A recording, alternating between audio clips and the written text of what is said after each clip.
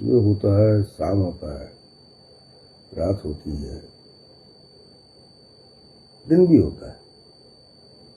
सुबह इंसान उठता है, दिन भर नाना प्रकार की दिनचर्या में व्यस्त रहता है, फिर रात को सो जाता है।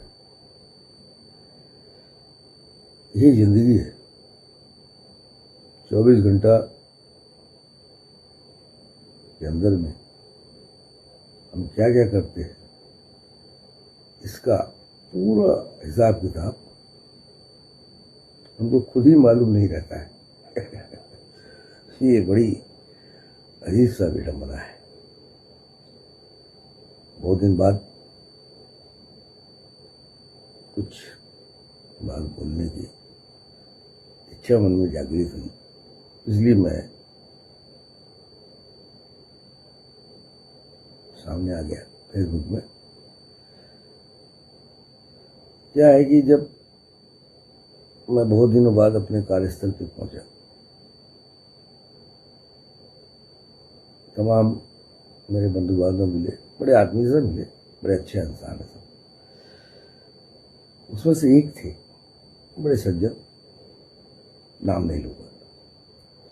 उन्होंने पूछा, क्या हालचाल है? मैं तो बहुत मस्त हूँ, यो मस्त,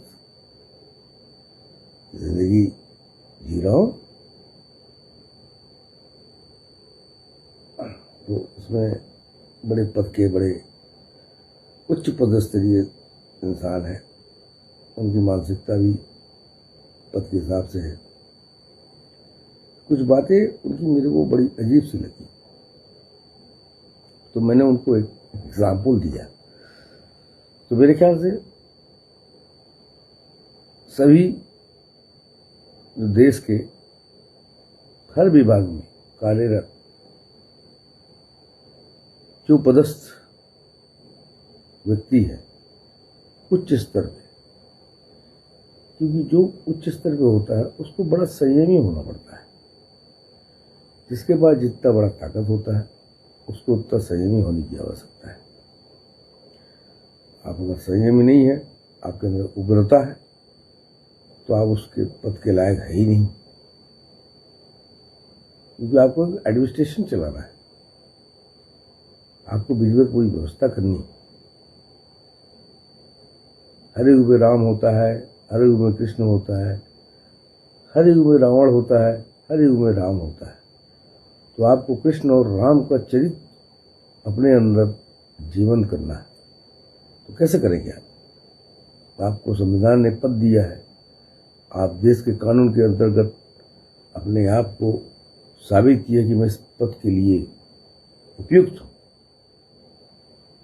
तो आपको उस पद की गरिमा को रखना चाहिए, जिसमें आपका सम्मान, आपका इज्जत बरकरार है।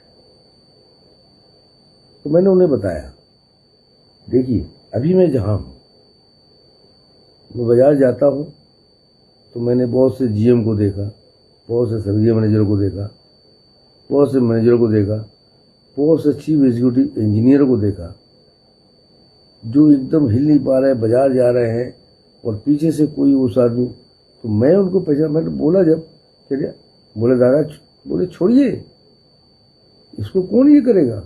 ये आदमी जब तक पावर में था तो आम वर्करों को नेस्ताबूत और उस पटांग टाइप का बातें करता था, ये पद की गरिमा दिखाता था।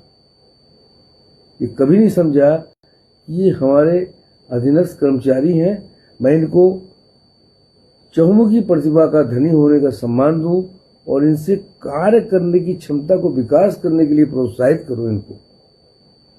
बल्कि इन्होंने हमको हतोत्साहित किया। तो आप अगर किसी पद पे हैं, उस पद की गरिमा का मान रखिए, एक अच्छे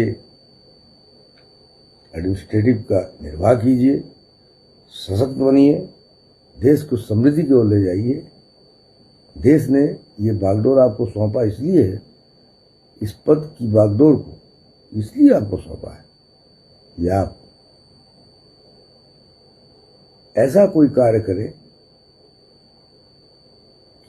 उद्योग जगत में देश अग्रणी हो जाए, जिससे हमको विदेशी किसी भी प्रकार के किसी भी सामान के ऊपर अपने आप को डिपेंड न करना पड़े। हम स्वदेशी बने, अपने स्व उत्पादन से अपने देश को आगे बढ़ाए। हम निर्यात करें, हम आयात पर विश्वास न करें, हम निर्यात करें, हमारी निर्यात क्षमता बढ़े, हमारे देश का नाम हो, हम देश को उस स्तर पर ले जा सके जहाँ पे हमारे देश का जो प्रतिनिधि है, हमारे देश का जो प्राइम मिनिस्टर है, जब जाएगा तो उसको विश्वगुरु को सम्मान मिल सके। जय हिंद, जय भारत।